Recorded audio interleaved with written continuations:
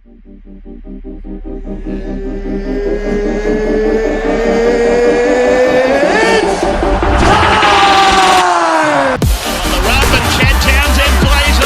plays to the whistle, kicks away for Valentine. Townsend! I love this game. What's going on, guys? Welcome back to another episode of the Chad Townsend Show, and today's episode is brought to you by playersgolfclub.com.au. We've got our Players Club Invitational happening on Friday, the 13th of October at the beautiful Townsville Golf Club. It's a 4-ball Ambrose event. Get your squad together, come down, book your tee time with the boys. We're going to have loads of amazing prizes up for grabs. It's going to be an epic day. The details are in the description below. Click the link, head over to the website. Check it out. So that brings me to week 3 of the NRL finals. And what a last weekend it was. I'm going to introduce him, the man. He's back again for a third week. Elliot Lovejoy, thanks for coming again, mate. Mate, good to be here. Obviously, with the Knights gone, firmly on the Mighty Bears bandwagon and the Reggie's grand final this weekend. So, looking forward to that. I love that. I noticed that. Yep. Mate, plenty to talk about today. Mm-hmm. We'll start off with the first game from last weekend, which was the Storm versus the Roosters. Now, obviously, the Storm get the win in Melbourne. We spoke about last week about their ability to come back off a disappointing loss and just produce a good game or a result. We spoke about Craig Bellamy potentially just blowing up during the week and them being really disciplined. Mate, what did you make of the game? I thought after 20 minutes they were going to run away from it. I don't necessarily think the Roosters have got the flowers they deserve for how brave they were. I think any other team with their equivalent of, again, the outs, they had the Suolitis, the Manus, how depleted their backline was, the Billy Smiths, all that. I think any other team in that finals race really struggles. They're in a position to win it till right at the death. Melbourne found a way. There were some standout performances that surprised me. The first 20 minutes from Wishart, when they said he was named in the 7, I was surprised. I thought that Jonah Pezzett might get a gig, but first 20 minutes, he was the best player on the field. Yep, couldn't agree more with you. I think it was a really interesting selection from Craig Bellamy. Obviously, you mentioned the young fellow Jonah Pezzett, who played for the East Tigers. Yep. In the grand final. So obviously he could have been up for selection, but he's gone for, I think, Wishart, who you just spoke about his first 20 minutes. I think he had one try assist. That first try was phenomenal. The footwork, he came out, bamboozled the defence, didn't he?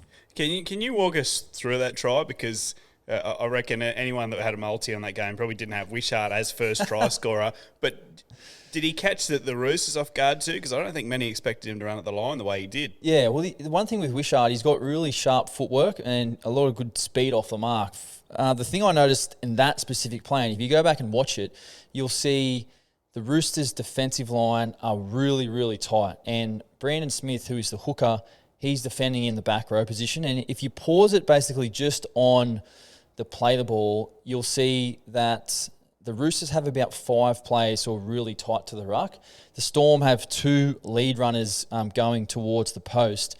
But the Roosters just have far too many people in a tighter space. They need to condense their line out, spacing a bit more. Yeah. So if you press it and watch Brandon Smith, you'll see Brandon Smith, he checks. I think it's Nelson. He goes in a little bit and checks him, where if Brandon Smith was a metre or 2 wider, he wouldn't have to check that lead runner. He could just go up straight. But the fact that they are tight, Brandon Smith goes in, then he has to go out. He goes too far. Wishart sees him, goes too far, uses his feet, steps him, gets in between him and Keary. So props to Wishart, mate. I thought he had a great game. Another player who I wanted to highlight with his ball playing was Christian Welch, actually. I thought his ball playing and his directness, he's getting over the ruck really nicely, playing in that nice tight spot, and playing out the back and opening some space on the edge for his outside backs, mate. Another one of the standards who I thought, Harry Grant. What do you make of the decision from Bellamy to keep him on the bench and bring him on later in the game? It was a masterpiece, wasn't it? It was. I think it's created more of a headache for this weekend, though, because I reckon he'd be umming and ahhing all day whether to do the same. But, when he comes on around that 20th minute mark, and he's fresh, I reckon that's terrifying for defenders. You've played against Tarry a fair bit. Again, he seems like one of those footballers, probably not dissimilar to his teammate Munster, that a lot of the time You got no idea what he's going to do from dummy half. I thought it was an absolute masterstroke from the coach, and I thought Bronson Garlick, who has done a great job for the Storm this season, to put Bronson out, who's just nonsense, basically lock playing hooker, can service, can run when he needs to, will defend really well, and then when the game opens up a little bit and there's fatigue, bring on Harry Grant, who. He is the key for the Storm again, if they're to do some damage against the Panthers this weekend, which we'll get into a little bit later on the pod. Let's talk a little bit about the Roosters. Obviously, their season comes to an end. What do you think for the Roosters? An interesting one. Obviously, faced a lot of adversity this season. Would you see their season as a pass for them? I saw most people calling it a fail. I'd call it a pass, especially from where they were. I know most pundits, myself, I had them in the top 4 to start the year. That wasn't the case for whatever reason. But the way they finished the year, I can only tip my cap. And I think there were a lot of knocks on some of their signings not performing, Brandon Smith being one of them. He was arguably their best player in the finals, next to probably Lindsay Collins and a couple of others.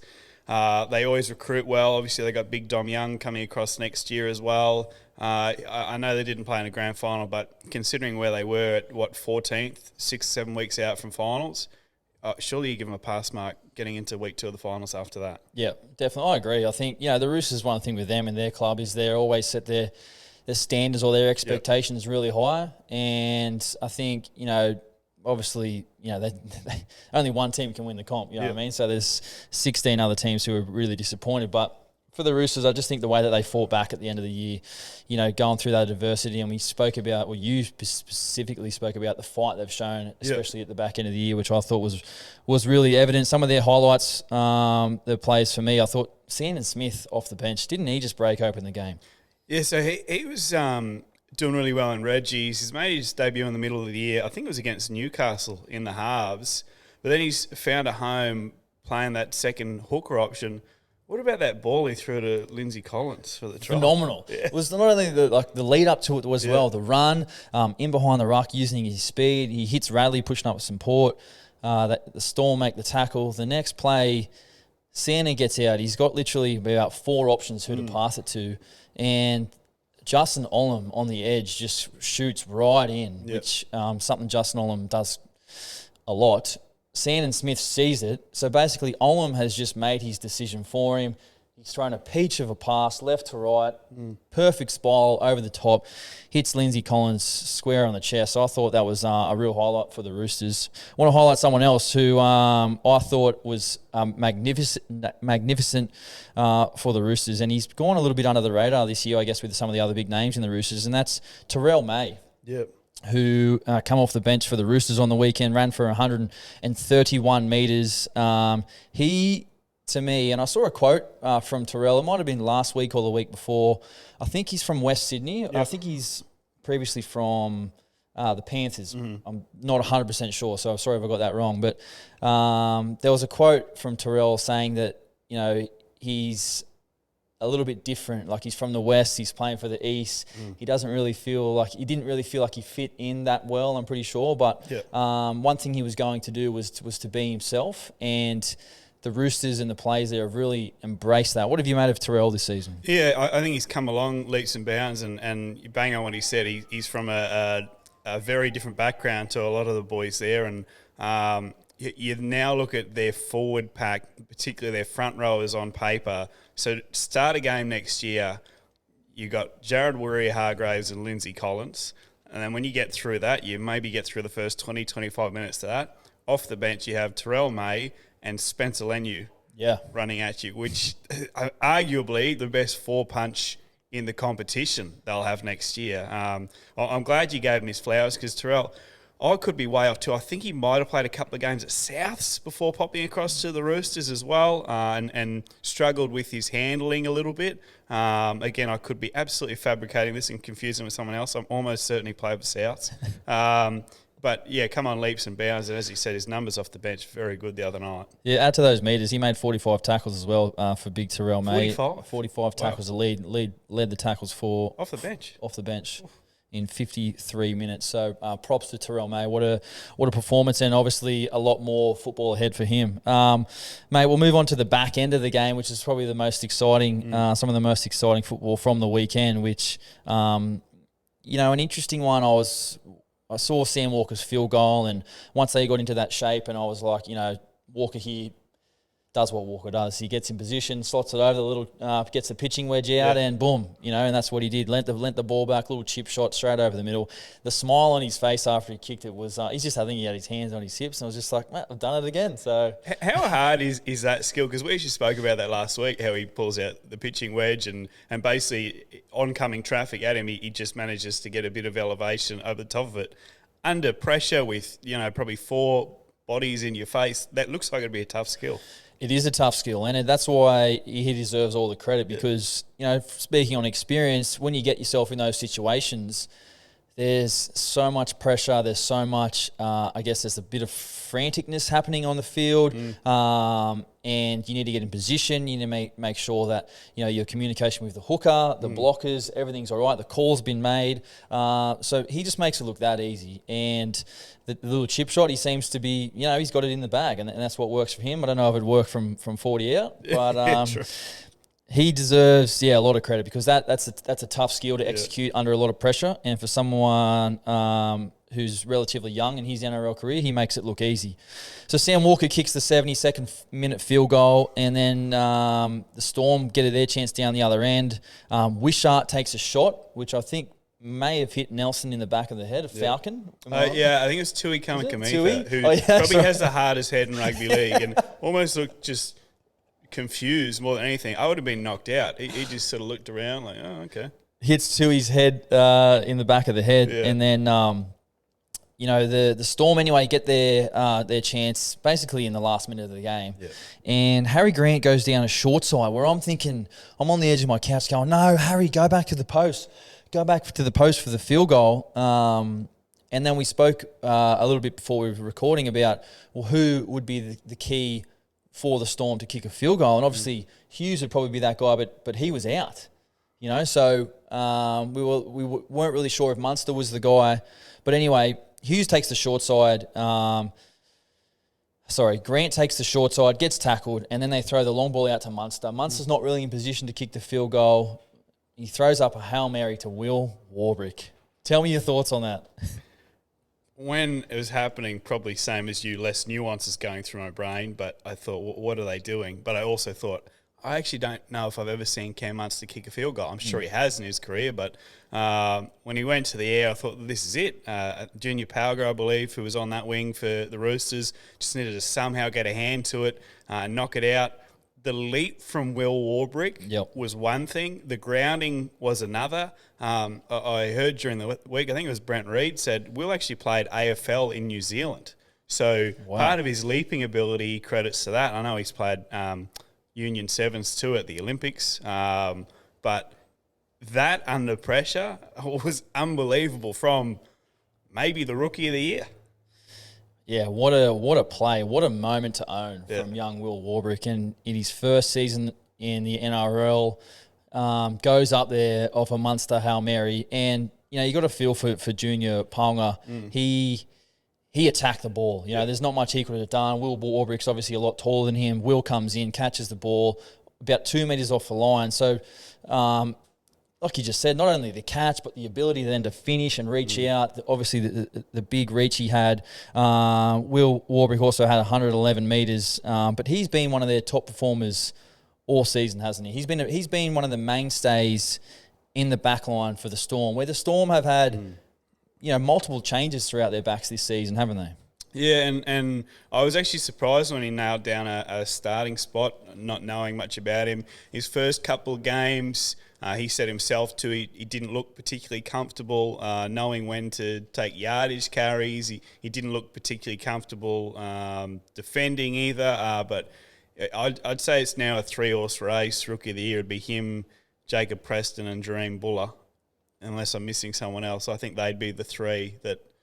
And they're tough to split. I don't know who you go with. Yeah. But yeah, he's come on leaps and bounds. Those three have had phenomenal years and played big chunks of football. So the Storm, now they head to Accor Stadium to play the Panthers this weekend, which we'll get into a little bit later on. But before that, we will move on to the next game from last weekend, which was the Knights versus the Warriors over at One Media Stadium in Auckland. Now, my prediction last week was that the Warriors were to stop the Knights. Obviously, the Knights had a lot of momentum going into the game. Were playing some great football. Come off a 90-minute epic game the week before. The Warriors started really fast for me, didn't they? Yeah, look, I'll be honest, before even the game started, I was a bit off you because, as we were leaving here last week, I'm almost certain you set up the Knights or something similar to that. And then every time I turn on Instagram or anything at the end of last week, you're on 17 different Warriors podcasts. Just, your 2.5 games you played there, you were back on the wires. So I was filthy. Unfortunately, your prediction was almost bang on. Fatigue was in it for Newcastle. That home crowd in New Zealand, Aaron Woods was doing that game with Triple M. Yep. He said it was the loudest home crowd he's ever heard in any game of football. Yeah, I heard the crowd through the TV. Yeah. It was phenomenal. But just quickly before we speak a bit more about that, some of the fans weren't too happy about you on the weekend with your prediction for the Knights. What do you mean? Well, we posted those little shorts, obviously, on the Chad Townsend Show socials and your prediction, and there was a few comments that were saying about Elliot. Well, this didn't age too well, and then... Look, here's the thing. When you're a biased one-eyed fan, you are at times going to make terrible predictions. Look, do I claim to always be right? No.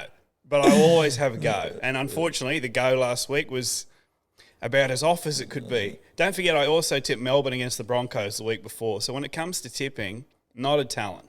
That's all good. We appreciate you having a go on here on the Chad Townsend Show. All right, mate, let's speak about the game, because what a game it was. And we spoke about just the crowd, the noise, the Warriors coming hard out the gates. And didn't SJ just dispel any, worries about the calf straight away? Obviously, he had the skins on, but he looked like just normal SJ, didn't he? Well, normal SJ with even a little bit more SJ attached to him. That was a complete performance and just not hampered at all. The way he kicked Newcastle to death, I thought, is one of the big advantages they had. And I think I spoke about it on the broadcast that the Knights kicking game, they struggled a bit.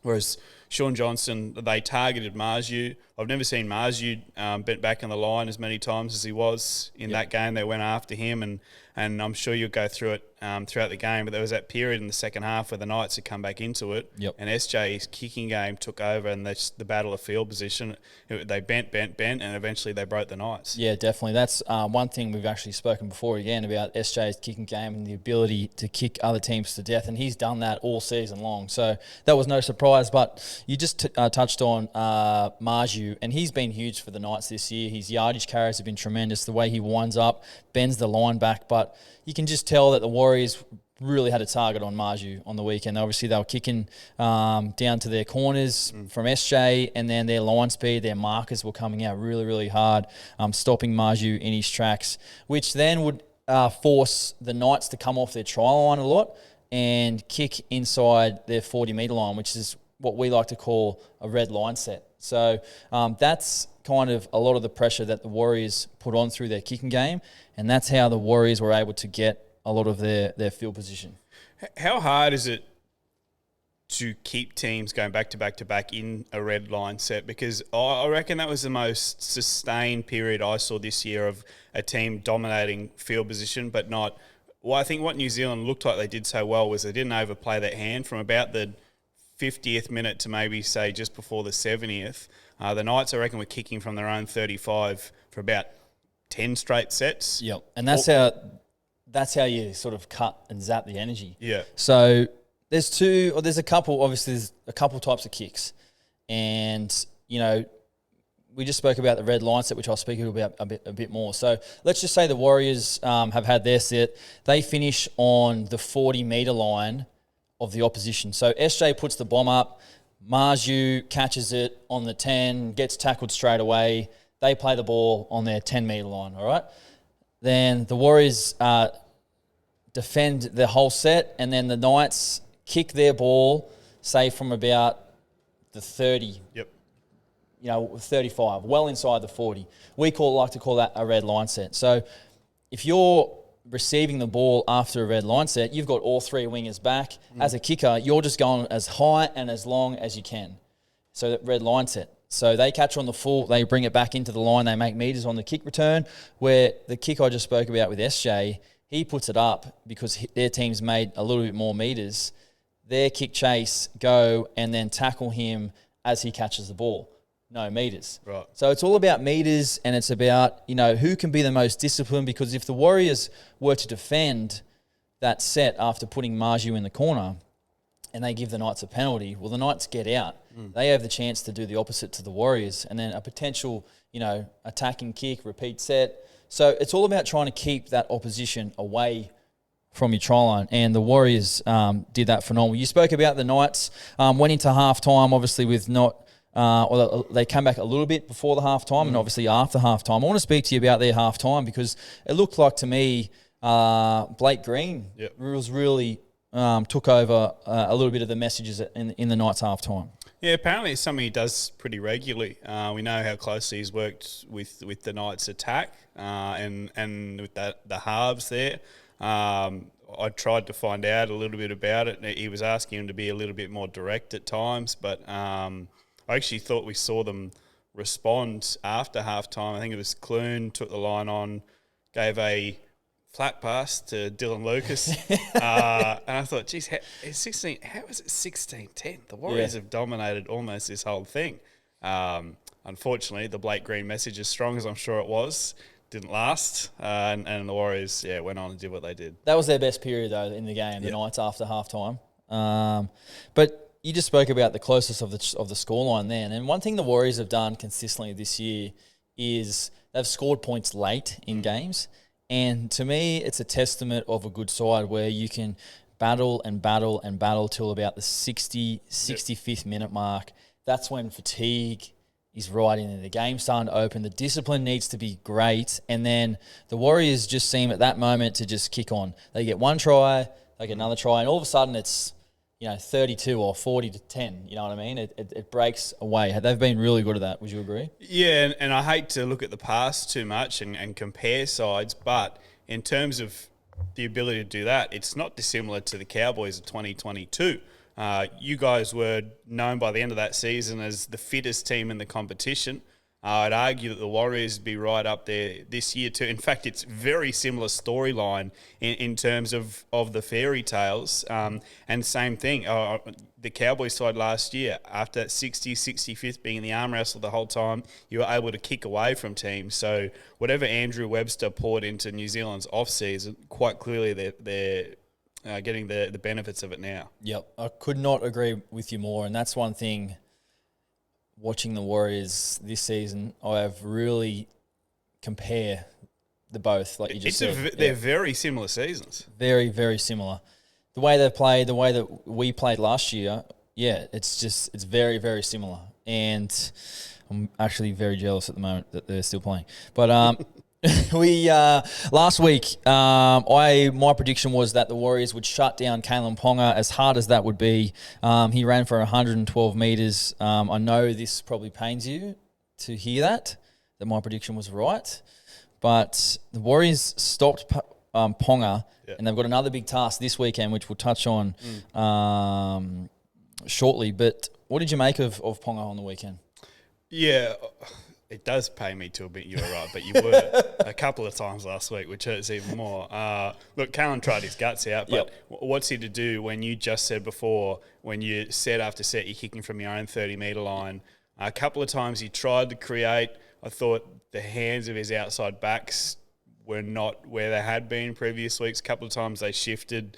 I think Gagai threw an errant pass, and then maybe Dom Young might have dropped the ball as well. I don't know how they did it, and you can go more into the science, but they found a way to keep him out of the game as much as possible. They actually kicked directly to him a bit more than I thought they would, and I suppose when he has that first carry too, it takes him out of the game a little bit. Well, that's one of the things, and it's easy for people to criticise Kalen or criticise Gamble for their games on the weekend, which it's not solely on them. And we just spoke about the field position. If you're consistently getting the ball on your own try line, you're not having the ability to get some shape on. Your forwards are struggling because they've made a lot of tackles. The Knights forwards made a lot more tackles than the Warriors on the weekend. Yep. They had a lot more energy taken out of them. So, it's easy for people to kind of criticise, those playmakers where it's not just solely on them. It's on the whole team's performance. One of the highlights for me was when SJ was taken off, and I was kind of thinking the same as the commentary during the game, was that wonder how long they'll take SJ off, and I'm just sitting there going, I'd take SJ off now, 10 minutes, just take him off, rest him up, put him on ice, and they took him off on the far side, and just the moment he had walking around the field, that's just the power of sports and the power of rugby league. Wasn't it just a phenomenal sight? Yeah, it's special to see during a Rugby World Cup a nation twice as obsessed with rugby league. It's amazing that, front and back page of the newspaper was all about the Warriors. I think they'll be incredibly vocal this weekend. There'll be a lot travelling at Suncorp Stadium. There's a lot of New Zealanders in Brisbane. But yeah, and Sean has earned every bit of that moment he had with the crowd too. You hope their season continues, but if that was going to be their last win, I reckon that'd be right up there. And I know he's won some special tournaments with New Zealand. That'd be right up there, that moment where he's got the whole of Go Media Stadium behind him, that I've got goosebumps thinking about it. I can't imagine being him in that moment. Yeah, it was phenomenal. As a friend or as a mate of Sean's, as an ex-teammate, I was unbelievably happy for him. Just, we've spoken before on the previous podcast over the past couple of weeks of his season has been really, really special. And I saw a quote from him.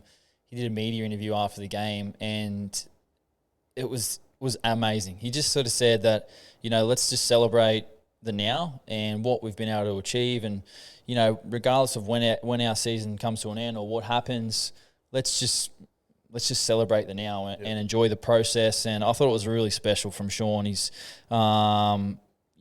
just lit up the whole country. Before we move on to this weekend's games, I want to touch on again, Wade Egan. And I brought him up a couple of weeks ago on the podcast, but there was one try which he set up for Dylan Walker.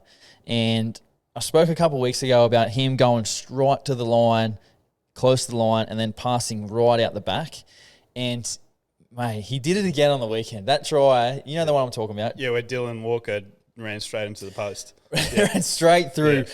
But he gets out, he just goes, boom, show, boom. Out the back, arms go across his chest, hits Walker right on the chest. He sees the gap because the defence has been sucked in, pins it underneath the post, scores a try. So I thought he deserved a mention this weekend, mate. Let's move on to the Panthers and Storm, the grand final qualifiers. For me, these are the biggest games. Obviously not the biggest, but where your thought process in the lead up to the weekend's game is like, hey, if we're 80 minutes away from a grand final, this is, there's not many players get to play in an NRL grand final, but the Panthers are on the verge of their third straight grand final, which is going to be a phenomenal feat if they can achieve it. They take on the Storm at a core stadium. Now, there's a little bit of rumblings this week from the Panthers. I think they're a bit jealous or that the Broncos get a game at Suncorp. What do you make of all the chat? Here's what I don't understand as a fan, right? So Broncos play at Suncorp as they should. They've earned the right to. Penrith are a home team at a core stadium. Why are Penrith allowed to play week one of the finals at Bluebet, but they can't play their prelim at Bluebet? Ticket sales. I get that, but if you've earned the right, you've earned the right. If the argument is, they earned the right to play week one, why does that argument change for a prelim? I don't agree with the argument that, we have to play at a core. Brisbane should play at a core because that's stupid. Yeah. In fact, it's one of the most ridiculous things I've ever seen. But I do agree that they should be playing the game at Bluebet Stadium. And, probably the honchos at NRL disagree because it takes a lot of money out of it. That's right. And in finals games, for people who may not know, is the games are now handed over to the NRL. Yep. The NRL run the final series, the NRL run the tickets, the NRL run the decision making, where rounds 1 to 27, the clubs obviously choose, if they want to take a game to an away stadium or whatever, they choose. So I've got no doubt it's a little bit about money. A little bit about a lot about money, which is what the NRL do. But yeah, obviously a call fits more than blue bet. I get it, but I don't understand why it's a rule one week and it's not a rule the other week. Well, I think it's because the size of the match. It's a bigger game, more like closer to the grand final. I get. Would that, you use that was that be the excuse? Like, I don't understand it. I don't know if there is a reason. I don't care if your stadium capacity is what the Sharks is or if it's a core stadium. I think if you earn the right, you earn the right.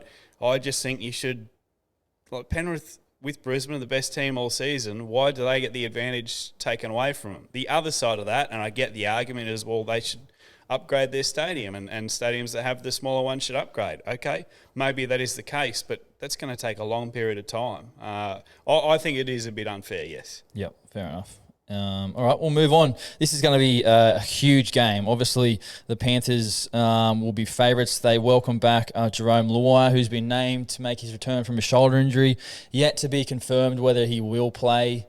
The shoulder will be strapped up, braced up, everything. And I've got no doubt if I'm the Storm and he plays, you're trying to Nelson, send... Nelson, which we've seen on an edge this year. Nelson, mate, this is your job this week. Just run at the little fella. Yeah. But if he does play, he will be a huge in for him, won't he? We will. How some people are trying to compare it to Callum Ponga playing through an AC joint injury, but it's totally different. I mean, the poor bugger dislocated his shoulder. To come back this quickly, I haven't necessarily heard of that before. How much strapping, how many injections are going to be involved, and at what % do you expect him to be at? Yeah, well, I've never dislocated a shoulder before. I've had a couple of shoulder injuries, but the difference between an AC, I've done an AC as well. Yeah. An AC is where you pop out basically your collarbone. So you'll see a lot of players, most notably Cameron Murray and Valentine Holmes, have their ACs that just poke out of their shoulders. So an AC is something you can put a pad on. That's why you would have seen Kalen with the big pad. Mm-hmm. He would have had the pain-killing injection because it's not ligaments, it is bone. Which the AC you can put it heals back normally. Where if you pop out a shoulder, like you've obviously put a lot of strain on all the ligaments surrounding the whole shoulder and the stability of that. So an ejection won't help a dislocated shoulder. No. Strapping and a big strap and trying to keep your shoulder nice and tight and in its socket is the one that's going to help Jerome Luai. But like I said, if I'm the Storm, you're targeting him. The keys to the Panthers this week against the Storm will definitely be what they've done all season, and that's their completion rate, their rate of possession. They're averaging 82% completion this year, which is phenomenal to be consistently above 80%. Their attack, they're averaging 27 points per game. They change a lot of angles back on the ruck, which you'll see this weekend. They change their back rowers or their edge running forwards, drop them under to swing them back through the middle of the ruck. Same with their outside backs. Their outside backs starting their set, To'o, Crichton, Taruva, have all been phenomenal. They'll play a huge part this weekend, won't they? Yeah, and listening to experts during the week saying, well, with Penrith averaging just 12 points conceded a game, how do Melbourne go about attacking them? I heard Mitchell Moses saying on a podcast, the first thing I look at doing is kicking to Taruva at the end of each set. As much as he's a great ball runner, he doesn't have the returning capacity of To'o. But can Melbourne Storm play the normal Melbourne Storm way and win, or do they need to tinker with a couple of things this weekend? Yeah, I definitely think they need to tinker. I think I definitely agree with Mitch. That's definitely a good tactic to go to Taruva. He's not the biggest player. His carries are great, but To'o is definitely on another level. I think they need to offload the ball a bit more, which is something probably the Melbourne Storm haven't done or aren't one of the top teams that offloads. But you need to, when you're playing the Panthers, you need to throw some unorthodox style at them. So not too out the box like like Manly kicking on first tackle. Yeah. But with regards to, offloads and breaking up the defence, and you can change some angles back at them, put some pressure on their middle forwards because, as good as any team is, like there's fatigue, and if you get offload second phase, it's that unstructured style football, which we spoke at the start of the podcast that guys like Munster love, guys like Harry Grant love. So if we can get, as the Storm, I don't know why if they can get Munster and Grant into the game over the ad line, I think that's a dangerous recipe for the Storm. But one thing they'll need to do is they'll need to be physical in the forwards, and their big boys, Walsh, Kamikamitha, they need to lay the line. We spoke about the Panthers on the verge of their third grand final, which is just so impressive. Just want to give a quick... I think it would be 4 in a row, wouldn't it? You're right, Four actually. visits, yeah. 4, yeah. because they did lose that one against the Storm. Yeah. I want to give a quick shout-out to my brother-in-law, Scotty Sorensen, Yeah. again, who's had another fantastic season with the Panthers. You shoved him lately, or...? No, I haven't, actually. That's good. We, for people who may not know, when we played the Panthers this year, he kick pressured me, which, looking back on the replay, wasn't that bad, but bad enough for us to get a penalty, and I pushed him. And I wish I didn't do it. I regret it. What did your wife say to you? Did she get up you? She laughed. Did she? She's like, "What happened with you and Scott?" And I was He's like, twice your size too, mate. "Yeah." This is what, by the way, moving forward, you need to pick your fights better, because we spoke last week about you picking fights with Lockie Fitzgibbon, who's much bigger than you. Now you're picking fights with Scotty Sorensen, twice your size. Next year, it's time to go after the little blokes, mate. All right. Find a hooker. Well, that's what the big boys. That's what they do. They come at us little fellas. Exactly, but you brush them, shove one to the side, and then take your anger out on a little winger or something like that. Yeah, I'd probably need to do that. But yeah, anyway, after the game, he texted me saying, "Sorry, mate, didn't mean to do that." And I was like, "Mate, no, you don't need to apologise. I'm sorry too. I actually really regret pushing you, and I love." Is he the nicest bloke in the One of world? the best blokes you'll ever meet, and his story is phenomenal. And I'm going to get him on the podcast one day and interview him about his story when his career finishes, because he's already got 2 rings, and dare say you probably might have a couple more by the time he finishes up. We just spoke about the keys for the Storm. Munster, Hughes has been back. Been named back in the side. What does Jerome Hughes bring back to the Storm this week? Again, you can go more to the science, but whenever I watch Jerome Hughes play, he is the key to allowing Cam Munster to play. I sat here last week, I said Cam Munster would be the best player on the field last week. He wasn't. And Cam would be the first to say that as well. He still looked a bit off. He didn't necessarily look his Cam Munster self, and I would argue that when Jerome is out there and Jerome's a bit more in charge of the structure and can take over the kicking game a bit more, and that's when we get the best out of Cam, out of Harry Grant, all those as well. I think probably not dissimilar to Jerome Luai. If Hughes is even half fit, I'd expect him to suit up. I think he has to play this week if there's any chance. So it was a calf injury, am I right? Yeah. And Sean just showed us what can happen after a week off with calf injury. Obviously, as we said, calf injury is not something that you really want to play around with. You need to have that ability to push off and take off. But they say, sorry to cut you off, that players have been speaking about it this year, have said it's almost the most frustrating one you can have, because Latrell Mitchell kept him out, 10 or 11 weeks. Yeah. There's others where we've seen, 2 or 3. It's one of those ones. Is it based on feel? yeah, you got to have no feel in it at all, and it depends where it is. You can obviously get on the inside, or the outside, high or low. But it's definitely the grading of, if there's a tear. Is it completely off? Is it just been a little bit pulled off?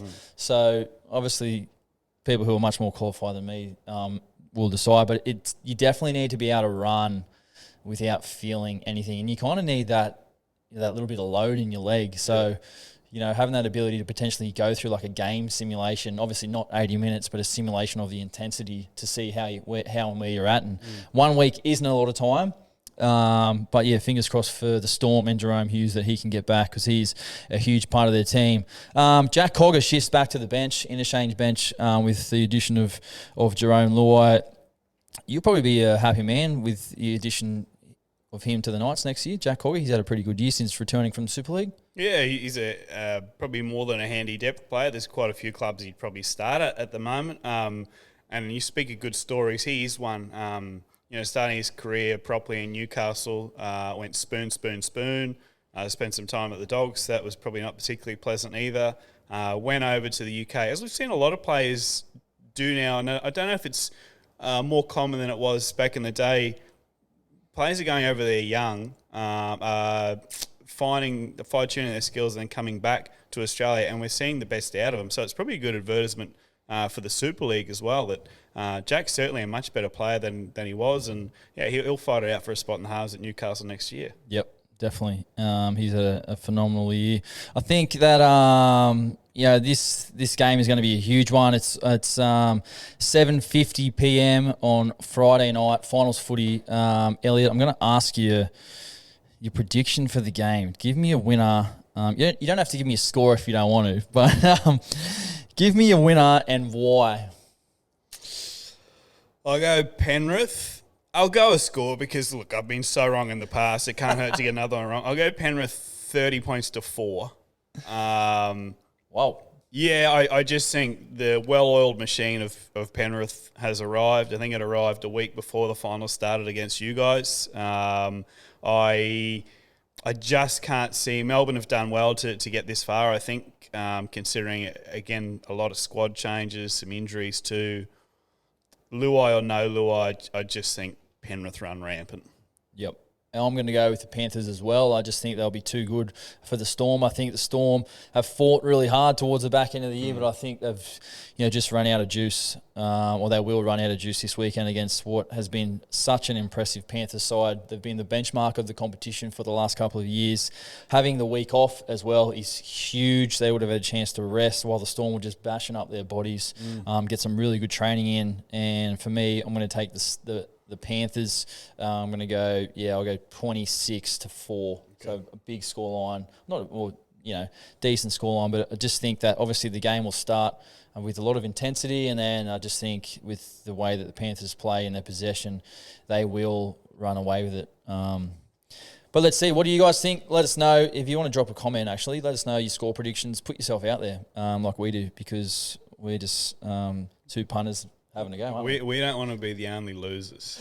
So, when we're wrong, we want you to be wrong with us. Yeah. So, put your kahunas on the line and make a prediction for us, would you? Let's go to the next game, which is another huge clash, another grand final qualifier. It is the Broncos versus the Warriors. First and foremost, 7:50 p.m. kickoff on Saturday night at Suncorp Stadium, 9:50 p.m. to our NZ viewers and the NZ Warriors fans over there. Yep. I just don't get it. This is one time slot where you're whinging about it being too late. Well, I actually agree with you. Yes, that doesn't make sense for people that are watching footy. As you said, kick off at 9:50. If we go into extra time, it's going to be past midnight New Zealand time by the time the game's finished. Yeah, this one absolutely baffles you when you consider there's no other football on that day. NRLW, both games are on Sunday, so you've got no other games to compete with. When scheduling this one, someone's made a boo-boo. Yeah, I just don't get it. I think it's a slap in the face to the Warriors fans and the New Zealand people and the season they've had. And, I know we disagree on the time of the grand final, but this one we obviously definitely agree. And it's for the Warriors as well. Like, their body clocks are on New Zealand time. Yep. So I remember a couple of years ago, early in my career, when I played for the Warriors, we played in Perth. We kicked off at 10 p.m. New Zealand time, which was similar, the exact same. We finished after midnight, which was, by the time you finish, you're half falling asleep. Like, when would the Warriors ever train at 10 o'clock at night? Did it ever feel when you were there like the Warriors were forgotten when it came to this kind of thing? Like, it were just, an extra piece, they'll do whatever we need them to? Definitely, 100%, for sure. I think there's no, how can you not put it just ahead 2 hours, 5:50? Well, apparently they can't do that slot because the Lions are playing in a prelim in Brisbane at the same time. So that was the issue. So it would have had to be at 3 or something similar. 3, yes. Daytime football. I know you love your daytime football, but then the argument is 3 o'clock this time of year too warm? I don't know. Oh, come on. Fast football. Field. Yeah. Fast footy. You got the likes of SJ, Reece, Walsh. Yes. All these players. Daytime footy. I don't, again, you're yelling at a wall. I don't disagree with you on this one. I think you're, for once, on the money. For once. Yes. All right, I'll take it. Mate, the Warriors are going to have a lot of support this weekend, I reckon. Obviously, you mentioned the crowd before, which was phenomenal. And I just think that, yeah, there's a lot of Kiwis. You said, as we both know, there's a lot of Kiwis in Brisbane. I'm pretty sure the game is already sold out. Yep, sold out yesterday. Here's the thing, and I don't mean to be at all disrespectful to Brisbane fans because we know what Suncorp can be like. It is a cauldron. Their fans are very loud. They've had the best attendance in the comp for as long as I can remember. The New Zealand fans are a different breed. There's a couple of clubs in the competition where being a fan isn't just yelling and cheering. Being a fan is a way of life, and it is a way of life for these Warriors fans at the moment. Whether they're travelling, whether they're New Zealanders that live in Brisbane, let's say we get, 8 to 10,000 of them this weekend, maybe a little bit less if the capacity is 50-odd. You will hear them. That New Zealand, we heard them at, forgive me, it might have been at Suncorp against the Dolphins, second last game of the season, or last game of the season when they rested all their players. Sorry, that was a Warriors home ground. There was 30-odd thousand there. I reckon there was 20,000 Warriors fans. That's what it sounded like, and they'll be just as loud this weekend. This is the most excited I've been for a prelim since 2001, for obvious reasons. Well, I agree, because you hear some of the songs they were singing on the weekend. They were singing all those songs and they were all together, and it just looked like they were having an absolute ball. So we can definitely expect that from Warriors fans this weekend at what's to be their away game, but they will have a huge amount of support. The Warriors name an unchanged lineup for this weekend's game. The Broncos obviously coming off a rest as well, and we all know how important that is. I want to ask you a question. What do you think the Warriors obviously coming up against Reece Walsh and what they did to Kalen Ponga on the weekend, limiting his opportunities and his ability to just run for 112 metres with the ball, which is a lot less for his standards. Do you think the Warriors can do the same to Reece Walsh this weekend? I think they have to believe they can. You have to be honest. Reece Walsh on paper has had the longer, more consistent season than Kalen Ponga. And if it wasn't for suspensions or that, he'd probably be right in the mix for the Dally M medal. This is the ultimate test, isn't it? For, as you said, the time slot, everything on paper is against them. I'm fascinated to see if they go for that same game plan. So, like last week, are they going to make a concerted effort to kick to the corner of Jesse Arthurs, you would think, is the winger they target, and then try and do the exact same thing? My concern is trying to do the same thing they did against Newcastle with respect to Newcastle's forward pack. It's not Brisbane's forward pack. You don't have the big behemoth that is Payne Haas out there. You don't have those back rowers that are just unbelievable. I don't know how they stop Brisbane's forwards and they go forward. Yep, definitely the key to victory. And what a clash it's going to be. Adam Fanua-Blake versus Payne Haas, arguably the two best front rowers in the competition going head-to-head, and both play a very different style of game as well. So that'll be one to watch. But just quickly on Reece Walsh before we move on, he and the Warriors and their ability to stop Reece Walsh. Reece Walsh's speed is just second to none. The way he comes onto the ball out the back of those sweeping shapes, really, really hard to stop. And their halves who have a number of options around those type of shapes. For me, if I'm the Warriors, I'm getting really aggressive with my defence. So I'm getting my three-man, which is half, two-man centre and winger, my edge defenders to come up and in and jam and stop Reece Walsh and limit his abilities. And you're going to need to do it pretty quickly, because if you hesitate at all, that's when Reece Walsh will carve you to pieces. So I've got no doubt the Warriors obviously know Reece Walsh really well, having spent some time with him, understand his game. So that'll be one to watch. But if it's me, I'm keeping an eye on the Warriors' edge defence and how they defend Reece Walsh, because I think it's going to be a really interesting one.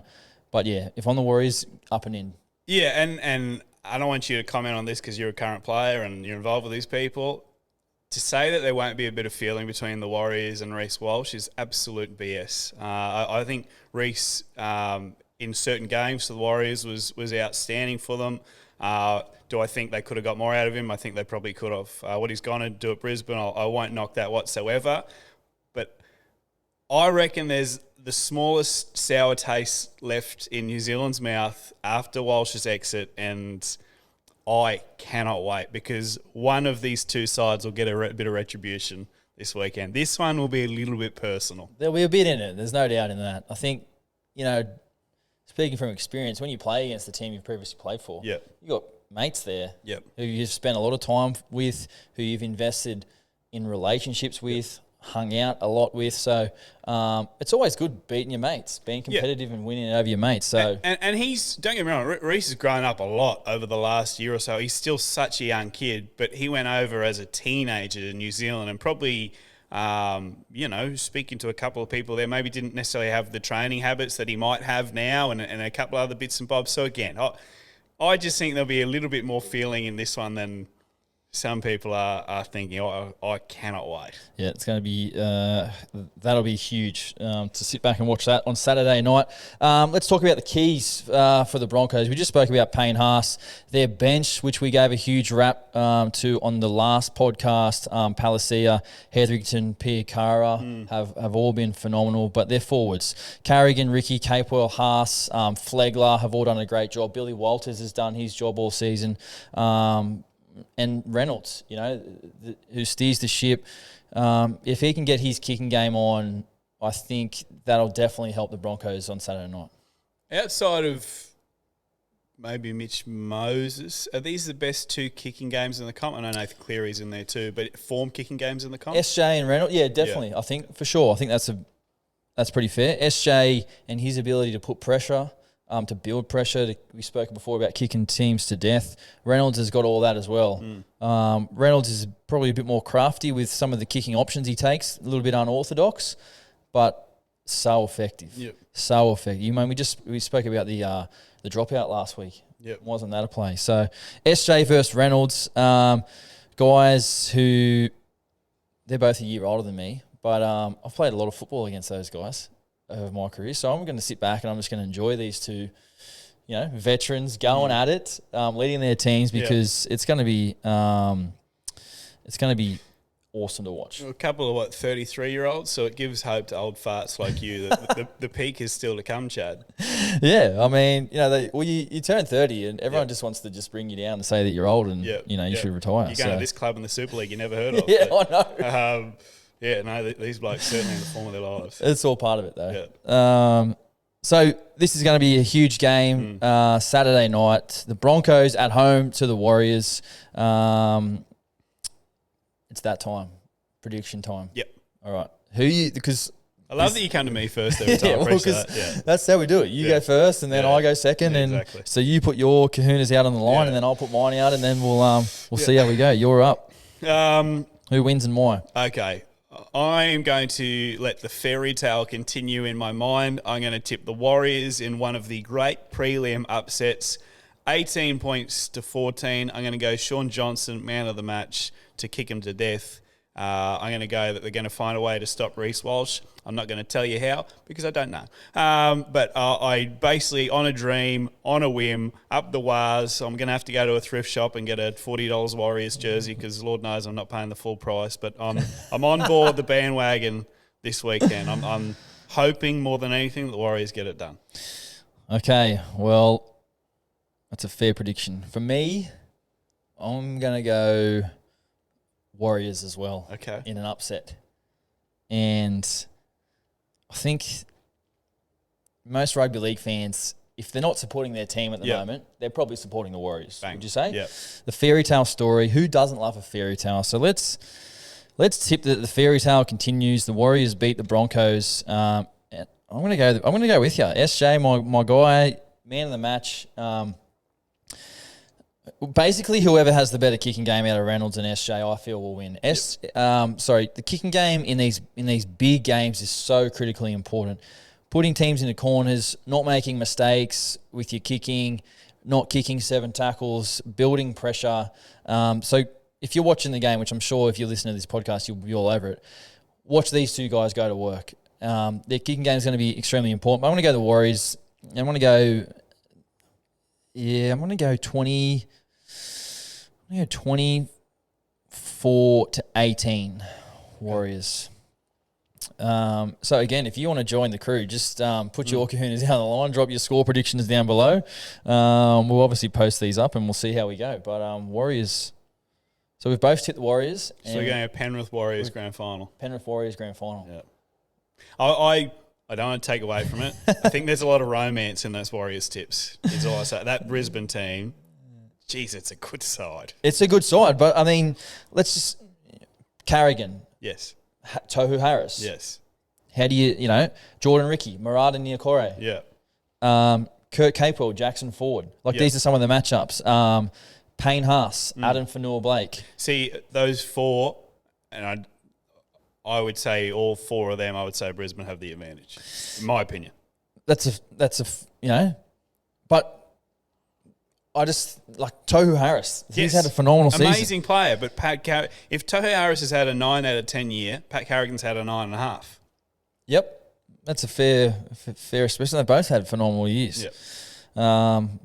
All right, so that's it for the NRL chat. We'll move over to, before we finish up the podcast, just we'll quickly run through the like we always do, the week 2 results from the NFL. Oh, looking forward to this one, actually. Elliot's happy because his Buccaneers are 2-0. And also, again, we go back, we put a bet on the start of this season, said Mike Evans plays for the Buccaneers. Chad said, oh, the dream's dead. Brady's gone, blah, blah, blah. He won't go 1,000-yard receiving. Mate, he's 250 after 2 weeks. And the loser buys the winner a jersey of their choice. I already found the most expensive one on the Bucks website. It's about $280 Australian dollars, plus shipping, which will be about $330. So you might need to start putting some money aside for that, brother, because that's happening. All right. We'll see. We'll see what happens. I'm still confident. By the way, you're annoying during this NFL season because I just want to wind him up. I'll try and text him during it and be like, oh, Mike Evans went for 176 yards today. Oh, mate, it's week 2. Shut up. Gives me nothing. I don't buy it. Gives me nothing. I don't buy it. This is what happened. You're a dad. You understand. I'm essentially your fourth child. Yeah. You know what to do. The Eagles beat the Vikings 34-28. The Falcons surprisingly beat the Packers 25-24. That's a good game. The Bills dominated the Raiders 38-10. The Ravens beat the Bengals, who are now 0-2. I mean, the Bengals were 0-2 this time last season, but is there trouble in Cincinnati? I don't think so. I don't ever write off Joe Burrow because he's wide different. They talk about rugby league players that are wide different. They're never out of the fight. The Bengals will find a way. Yep. Agree. That'll be one to watch. The Seahawks beat the Lions 37-31, which was a pretty good game, actually. A bit of a shootout. Plenty happening there. The Colts beat the Texans 31-20. The Chiefs over the Jaguars 17-9. The Jags have improved a lot. Yep. Still got a bit to go to get to that top tier level. Your Buccaneers 27-17 over the Bears. Just quickly, the Bears are hopeless. The Bears are bad. Yep, the Bears are bad. I've obviously watched that game. Some of the play calling, horrible. Yeah. For those that maybe don't watch NFL, you have an offensive play caller, you got a defensive play caller. Some of the offensive play calling from the Bears, I honestly think you and I could have squiggled some stuff up. They might have scored some more points. It was bad, but Baker, Lord Mayfield, just tore him to shreds, over 300 yards passing. Wow. Yeah, and some tight windows too, Baker. Yeah. His passing is definitely he's back. Improved. But the Bears, I don't know, you just look at their offense and the play calling, like you just said, it's just horrible. And they need to take out a leaf of someone like the Baltimore Ravens and Lamar Jackson and the play calling. They tailor-made to Lamar Jackson. Yeah. He is your Ferrari. He's your guy. He's going to run for first downs. Justin Fields ran for well over 1,000 yards last year. Yep. Let him make plays. Let him make plays. Because at the moment, he doesn't have enough time from his O-line to sit back in the pocket and pass. And when he does, he's got a noodle arm at the moment. If you're a Chicago Bears fan, it's time to jump ship. It is a dumpster fire. Sail out to sea, pick a new team. I don't actually know a Chicago Bears fan. Exactly. So, I got one. His name's Lilo. He's actually a finalist in the world's most ordinary rig competition with budgie smugglers. There you go. There you go. He eats to have an ordinary rig because of what the Bears do to him. So fair call. The Titans beat the Chargers 27-24. The Giants over the Cardinals 31-28, which was an unbelievable comeback. And the Giants had scored duck egg, I'm pretty sure, before halftime of the game. It was 20-0 at halftime. Yep. Phenomenal comeback for them. 49ers beat the Rams 30-23. We just spoke about Puka Nakua. We both picked him up in different leagues on waivers in fantasy leagues. He's been a surprise, hasn't he? Revelation. Probably no surprise to anyone that watched him in college, but to click like that in the NFL, there's been a couple of them. Zay Flowers at the Ravens, very similar to. He looks unbelievable.